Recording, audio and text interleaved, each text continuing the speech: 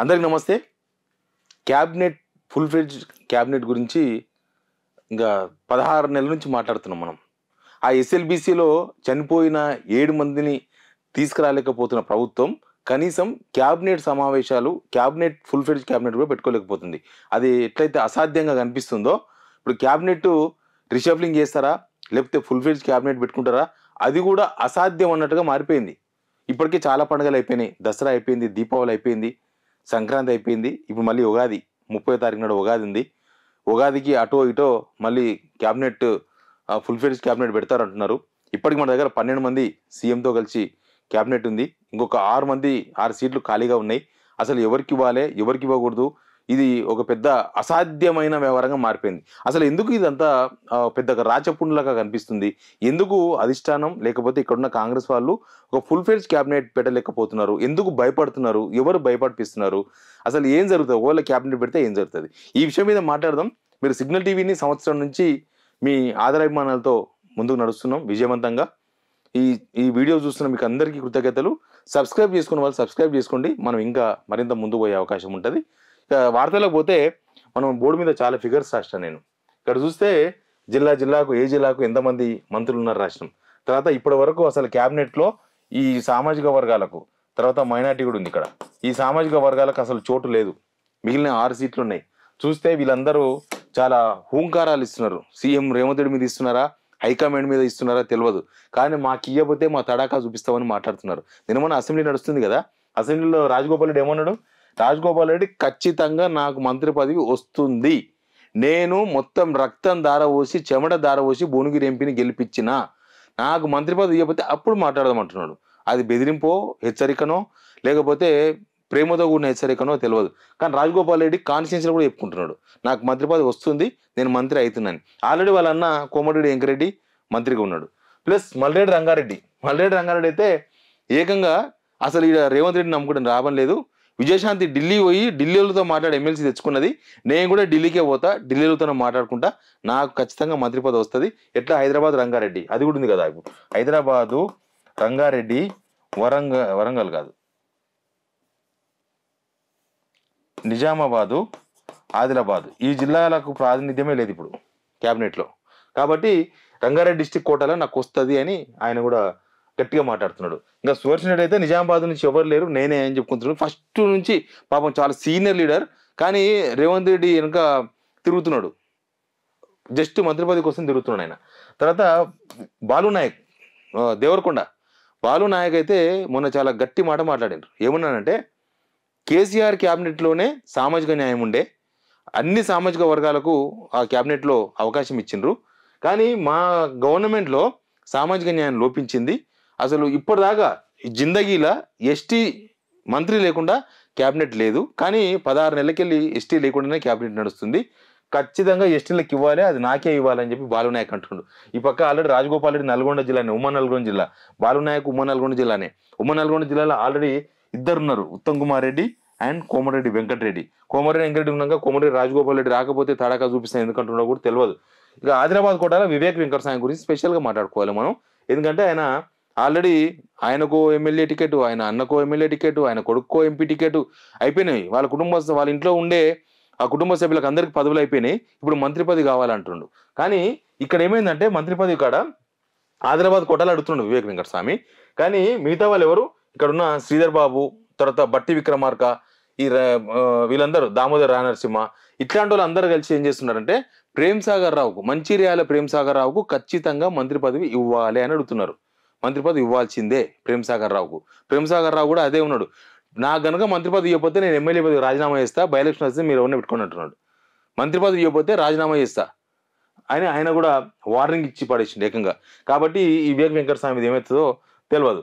ఇక బీర్ల ఐలయ్య ఆలేరు ఎమ్మెల్యే, ఆయన మీద తీవ్రమైన ఆరోపణలు వచ్చినాయి మధ్యకాలంలో. ఆయన బామార్ది కబ్జాలు, ఈయన కబ్జాలు రకరకాలు వచ్చినాయి. అయినా సరే వాళ్ళ సామాజిక వర్గంలతో ఏకంగా ప్రెస్ మీట్లు పెట్టించి, మీటింగ్లు పెట్టించి, రౌండ్ టేబుల్ మీటింగ్ పెట్టించి మా బీర్లకు ఖచ్చితంగా ఇవ్వాల్సిందే అంటున్నాడు. ఈయన కూడా నల్గొండ జిల్లాని, ఒక నల్గొండ జిల్లాకే ఎన్ని పదవులు ఇస్తారు, ఎన్ని పదవులు వస్తాయి. తర్వాత విజయశాంతి మధ్య కొత్తగా తెర మీదకి వచ్చింది, ఏకంగా విజయశాంతికి హోంమంత్రి ఇస్తారని ఒక పెద్ద ప్రచారం కూడా జరుగుతుంది. అయితే ఇక్కడ మధ్యలో ఒక పాయింట్ ఏంటంటే, ఒకవేళ ప్రేమ్ సాగర్ రావు కనుక మంత్రివర్గంలోకి తీసుకోవాలనుకుంటే వెల్మ సామాజిక వర్గం, ఆయన నుంచి ఇక్కడ ఉమ్మడి మామనార్ నుంచి జూపల్లి కృష్ణారావును అవుట్ చేయాలి. జూపల్లి కృష్ణారావు అవుట్ చేసే జూపల్లి కృష్ణారావు ఊకుంటాడా? ఆయన సీనియర్ లీడరే, ప్లస్ ఆయన కూడా మంత్రి పదవి గవర్నమెంట్ వస్తుంది, గవర్నమెంట్ వచ్చిన తర్వాత నాకు మంత్రి పదవి ఇవ్వాలనే ఒక కమిట్మెంట్తోనే ఆయన కూడా కాంగ్రెస్కి వచ్చిండు. కాబట్టి జూపల్లి కృష్ణారావు వదులుకునే తట్టలేడు. వీళ్ళేంటంటే జూపల్లి కృష్ణారావును తప్పించి ముదిరాజ్ కోటాల వాకిలి శ్రీహరి మక్తల్ ఎమ్మెల్యే ఆయనకి ఇస్తారనేది ఒక చర్చ ఉంది. ఎందుకంటే మొన్న లోక్సభ ఎలక్షన్స్ అప్పుడు కూడా మెదక్ల నీలం మధు ముదిరాజు ప్రచారంలో ఈయన చెప్పిండు, రేవంత్ రెడ్డి చెప్పిండు ముదిరాజులో ఖచ్చితంగా మినిస్టర్ ఇస్తామని. ఇంకా ముదిరాజులో గెలిచిన వ్యక్తి ఎవరనంటే ఆయన్నే వాకిటి శ్రీహరి, మక్తల్ కాన్స్టిట్యున్సీ. ఇంకా మక్తల్ ఒకవేళ ఈయన గనక ఇస్తే వాకిటి శ్రీహరి కనుక ఇస్తే జూపల్లికి నిజంగానే అవుట్ అవుతాడు. ఎందుకంటే ఒకటే జిల్లాలో 3 పదవులు అవుతాయి. కాకపోతే ఈ జూపల్లికి చాలా పొంచి ఉన్నది. ఇక్కడ వాకిటి శ్రీహరికి ఇచ్చిన జూపల్లి పోస్ట్ అవుట్, తర్వాత మంచిర్యాల ఎమ్మెల్యే ప్రేమ్ సాగర్ రావుకి ఇచ్చిన జూపల్లి పోస్ట్ అవుట్. వీళ్ళిద్దరూ చాలా కష్టంగా ఉన్నది. కాబట్టి జూపల్లి కృష్ణారావు ఊకుంటాడా అనేది ఒక పెద్ద కథ నడుస్తుంది. అదేమైతే తెలియదు. ఇక మున్నూరు కాపులో కూడా లేదు. మున్నూరు కాపులు కూడా వేములవాడ ఎమ్మెల్యే ఆది శ్రీనివాస్ గారు అడుగుతున్నారు, మున్నూరు కాపు కోటాల నాకు కావాల్సిందే అంటున్నారు. లంబాడ సామాజిక వర్గం లేదు. మైనార్టీ ఎవరికి ఇవ్వాలి? మైనార్టీలో అజారుద్దీన్ అట్లాంటి వాళ్ళు అడుగుతున్నారు. కాకపోతే వాళ్ళు గెలవలేదు, వాళ్ళ కిందికి ఇవ్వాలనేది ఒకటి నడుస్తున్నది. ఇక్కడ ఒక ఎమ్మెల్సీ ఉంటారు, రీసెంట్గా ఆయన ఒక ఎమ్మెల్సీ ఇచ్చారు, జర్నలిస్టు, కానీ ఆయన పొలిటీషియన్ కాదు. హైదరాబాద్ కోట ఆయనకి ఇచ్చి లాభం లేదు. ఇదే అలసుగా ఏం చేస్తున్నాడు అంటే హైదరాబాద్ కోటలో కోనరామ్ సార్ అడుగుతున్నాడు. కోనరామ్ సార్ ఏంటంటే హైదరాబాద్లో ఉంటా కాబట్టి హైదరాబాద్ కోటలో నాకు ఇవ్వండి మినిస్టర్ పదవి, మాకు జనసమితికి 2 ఎమ్మెల్సీలు ఇస్తామన్నారు, 1 ఎమ్మెల్సీ ఇచ్చారు కాబట్టి ఇంకో ఎమ్మెల్సీ ఏమొద్దు, మాకు మినిస్టర్ ఇచ్చేస్తే చాలు, అది కూడా విద్యాశాఖ ఇస్తే ఇంకా బెటర్ అని చెప్పేసి ఆయన ప్రయత్నాలు ఆయన చేస్తున్నాడు. అట్లా హైదరాబాదు రంగారెడ్డి కోట నడుస్తుంది. ముస్లింస్కి ఎవరు కనిపిస్తలేరు. తర్వాత నిజామాబాద్లో ఆయన నడుతున్నాడు, ఆదిలాబాద్లో పంచాయతీ నడుస్తుంది. ఇన్ని పంచాయతీల మధ్య ఇప్పుడు క్యాబినెట్ కనుక ముందర పెట్టుకుంటే పెద్ద పదవులు తీసేసినా పరిశానే ఉంది, పదవులు ఎవరికైనా ఇచ్చినా పరిశానే ఉంది. అసలు ఈ సామాజిక వర్గాల బ్యాలెన్స్ చేయలేకపోవడం, తర్వాత ఎవరికైనా మంత్రి పదవులు తీసేద్దామంటే కనీసం వాళ్ళని బుజ్జగించే పరిస్థితులు లేకపోవడం. ఇప్పుడు కొండా సురేఖను తప్పిస్తారని చాలా చర్చ ఉంది. కొండా సురేఖను తప్పించేస్తారు. కొండ సురేఖ ప్లేసులనే విజయశాంతి వస్తుంది. ఎందుకంటే ఆమె కూడా వరంగల్, సేమ్ ఆమె కూడా బీసీ కాబట్టి కొండ సురేఖ ప్లేస్లో విజయశాంతి తీసుకొస్తారు. ఇట్లా తప్పించినా వాళ్ళతో ముప్పే ఉంది. ప్లస్ కొత్త వాళ్ళకి ఎవరికైనా ఇప్పుడు ఈ రెడ్డిస్లో ఇంతమంది రెడ్డిస్ పోటీ పడుతారు. రాజగోపాల్ రెడ్డి ఓ పక్క, మల్రెడ్డి రంగారెడ్డి ఓ పక్క, సుదర్శన్ రెడ్డి ఓ పక్క. ఇక వీళ్ళు ముగ్గురే కాదు, రంగారెడ్డి కూడా నాకు కూడా ఇవ్వాలని చెప్పి పరిగి ఎమ్మెల్యే రామ్మోహన్ రెడ్డి కూడా అడుగుతున్నాడు. రామ్మోహన్ రెడ్డి కూడా నాకు ఖచ్చితంగా ఇవ్వాల్సింది. మొన్న మాట్లాడుతున్నాడు ఆయన అసెంబ్లీలో. రామ్మోహన్ రెడ్డి కూడా నాకు ఎందుకు ఇవ్వరు, నేను కూడా సీనియర్నే కదా, నేను ప్రతిపక్షంలో ఉన్నప్పుడు పార్టీ అట్టి ఉన్నప్పుడు కూడా ఉన్నా కదా అని ఆయన అడుగుతున్నారు. ఇక ఈ ఉన్న పోస్టులు ఏమో తక్కువ. ఈ పక్క చూస్తే ఈ 4 రెడ్డిలు, నల్గొండకి వెళ్ళి నలుగురు అడుగుతున్నారు. ఈ సామాజిక వర్గాలన్నీ మేనేజ్ చేయాలి. ఈ పక్క చూస్తే వీళ్ళని ఎవరిని తీసేసే అవకాశం లేదు. వీళ్ళు ఎవరైనా తీసేస్తే అది ఏమైతుందో తెలియదు. ఇక ఒక 100 మంది ఎమ్మెల్యేలు ఉంటేనేమో ధైర్యంగా ఏమైనా చేసినా ధైర్యంగా చేయొచ్చు. ఉన్నదే 65 మంది ఎమ్మెల్యేలు. ఎవరన్నా ఎక్కడన్నా ముక్కిడ్చి మేము తడాకా చూపిస్తాం అన్నోళ్ళు కొద్దిగా అటు ఇటు అన్నారనుకో పడవ మునిగిపోతుంది. కాబట్టి అసలు ఈ సామాజిక వర్గాలను మేనేజ్ చేయలేక, తర్వాత ఇది కూడా సేమ్ చెప్పినా కదా, ఎస్ఎల్బీసీల ఇరకపోయిన 8 మందిలో ఒక ఆయన తీసుకొచ్చిండ్రు డెడ్ బాడీని, మిగతా 7 మందిని నెల అయిపోయింది ఇప్పటికి తీసుకురాలేకపోయినారు. సేమ్ ఇది కూడా అట్లే మారింది. 16 నెలలు అయిపోయింది. ఒక క్యాబినెట్ను బుజ్జగించి చేసే అవకాశం లేదు వీళ్ళకి. ఇప్పుడు వైఎస్ రాజశేఖర్ ఉన్నప్పుడు ఒక పెద్ద టాల్ పర్సనాలిటీ, ఆయన అందరినీ ఒకరికి ఇచ్చినప్పుడు బుజ్జగించాలి, ఒకరు దక్కనప్పుడు బుజ్జగించాలి. వాళ్ళందరినీ బుజ్జగించడమే బలమైన నాయకత్వం అంటారు దాన్ని. ఇప్పుడు మన దగ్గర బలమైన నాయకత్వం లేదు అనేది దీన్ని బట్టి చూస్తే అర్థమవుతుంది. అసలు రేవంత్ రెడ్డి అయితే ఆయన ఒకరి పేరు 2 పేరు రికమెండ్ చేస్తున్నారంట. ఇంకా మిగతా నాకేం సంబంధం లేదు, మీరు ఏమైనా చేసుకోండి అని ఏఐసీసీకి వదిలేసిన ఒక పెద్ద చర్చ కాంగ్రెస్ నడుస్తుంది. అందుకే రేపు వచ్చే 30వ తారీఖు నాడు ఉగాది పండుగ అయిపోగానే అంటున్నారు కానీ ఏం కనిపిస్తలేదు. ఎందుకంటే మళ్ళీ గుజరాత్లో ఏఐసీసీ సదస్సులు ఏమో ఉన్నాయి, 9వ తారీఖు, 8, 10వ తారీఖులో ఉన్నాయి. బహుశా వాళ్ళంతా ఆ బిజీలో ఉన్నారు ఏఐసీసీ వాళ్ళంతా. కాబట్టి అదంతా అయిపోయినాక అవుతుందో కాదో తెలియదు.